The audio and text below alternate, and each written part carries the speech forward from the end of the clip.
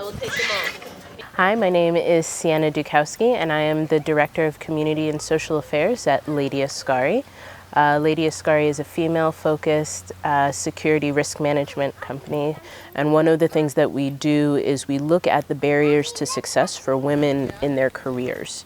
And I bring this up because we think that, the barrier to success of motherhood is simply being pregnant for 9 months, delivering, being on maternity leave, but there's so much more than that. I do have 3 beautiful children who are all born here in Kenya at Aga Khan. I have 2 boys. The eldest is 5 and the younger is 3, and then I have a little girl who is 10 months old. My firstborn was breech, so that kind of set me on a path of having C-sections. And so although my pregnancy with my little girl was incredibly simple, she decided that she wanted to come early, so she decided that she wanted to come early, so although I was scheduled for a C-section on September 26th, I actually went into labor on September 25th. My water broke. From the very beginning, things were kind of off. I've had 2 C-sections before, and anesthesia, boom, the epidural was totally quick and painless, but of course this time it took them 12 tries to get the needle in the right position. So it was an indication that just things were weird.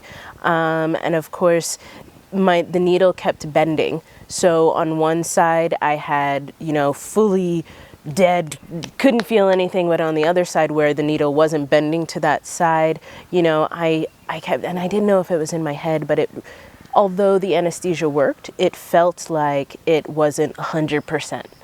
So I could feel the pulling and tugging on that side. And so after I had gotten out of recovery and I was struggling to bring the baby to my breast and get her positioned for some of her first latches, I started feeling gushing. So the first time I kind of ignored it. I was much more focused on getting Topaz to latch. Then the second time I was like, am I feeling that again? You start to question and you start to kind of try to pay attention to yourself, even though the main focus is this very new little baby. And then the third time I was like, hey, can you hold the baby? And I lifted up the sheet, and that's when I noticed that there was a lot of blood there. And this was very different than my previous C-sections, where I was actually shocked at how little, I was cleaned out so well that there was no blood, no anything.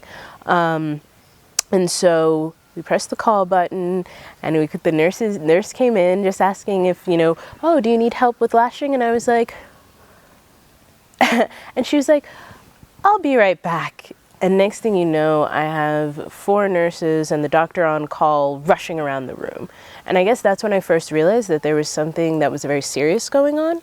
But I felt fine. And that's the thing for me that was so crazy, is that I knew that the situation was bad. You could tell more so by the calm chaos that was going on.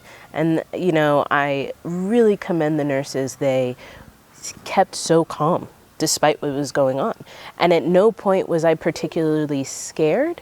I just knew that it wasn't right, and I think that was because of the level of professionalism that was just swirling around us at that time.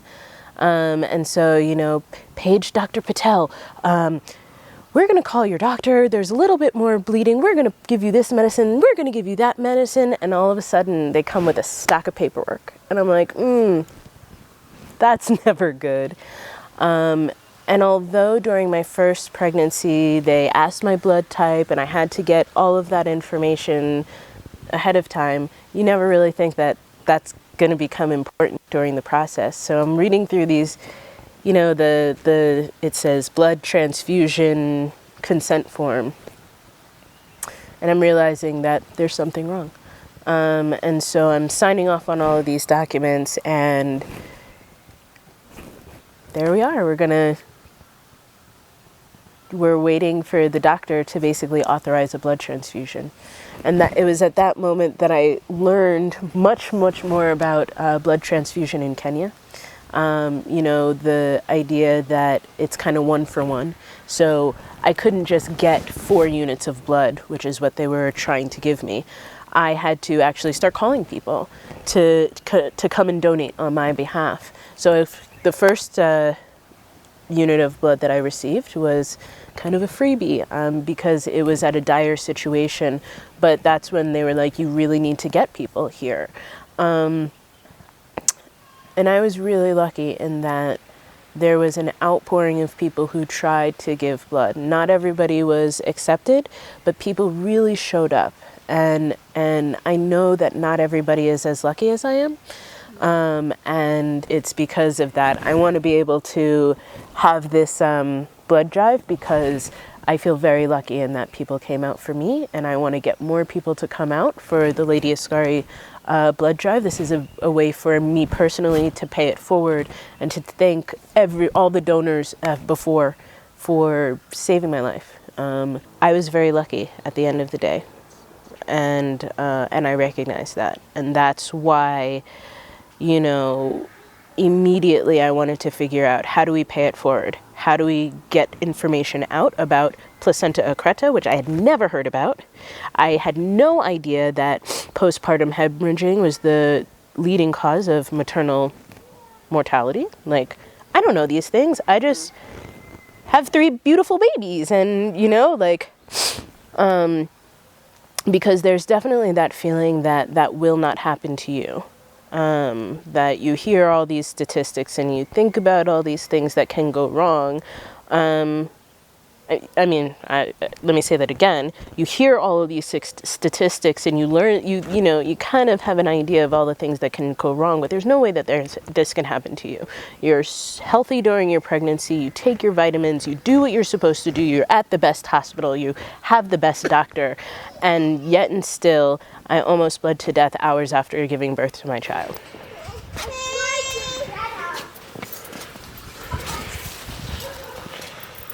You know, the complication was called placenta accreta. I know I didn't mention that before. So we had to do some additional procedures, which actually caused a second massive bleed about a month later. And so I'm like, now I'm a little bit more worried because I know a little bit more. And I know, you know, the first time I lost a lot of blood very quickly, but I was in the hospital and there were nurses who rushed in and helped. Whereas the second time I was bleeding on my bathroom floor, just worried about the kids watching me bleed to death.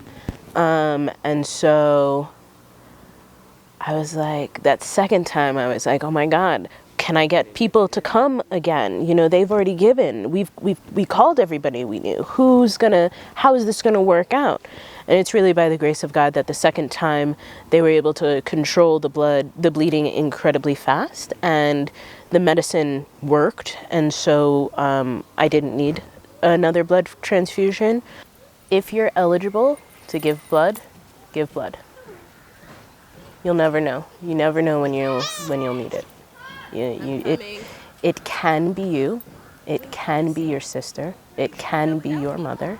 So it's a simple procedure, even for somebody like me who's afraid of needles, like pass out when you get a shot type afraid of needles. So, you know, but if you are in the position to do so, donate.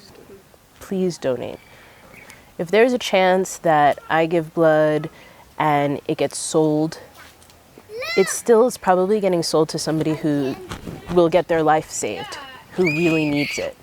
And if it's used for experiments, or if it's used, so what? Because it's more than likely going to be used to save lives. And so that should really be the motivating factor to give blood. And, you know, giving blood at a reputable facility should really help to ease your mind. So if you're going to give your blood on a street corner, maybe it will get sold. But if you're going to do it at a hospital through, you know, formal programs who are mandated to take the blood, test the blood, do what they're supposed to do, you shouldn't really have too many of those sorts of concerns.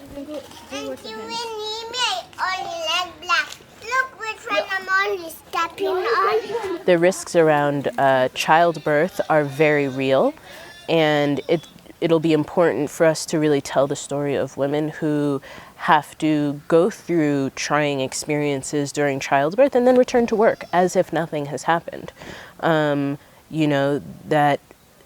there's a level of understanding woman to woman. So that's one of the things that we hope to achieve during this drive. Of course, we hope to really get a lot of blood donations. One of the goals is to provide blood for women who are, who need it during childbirth, but also first responders, because that's who we are.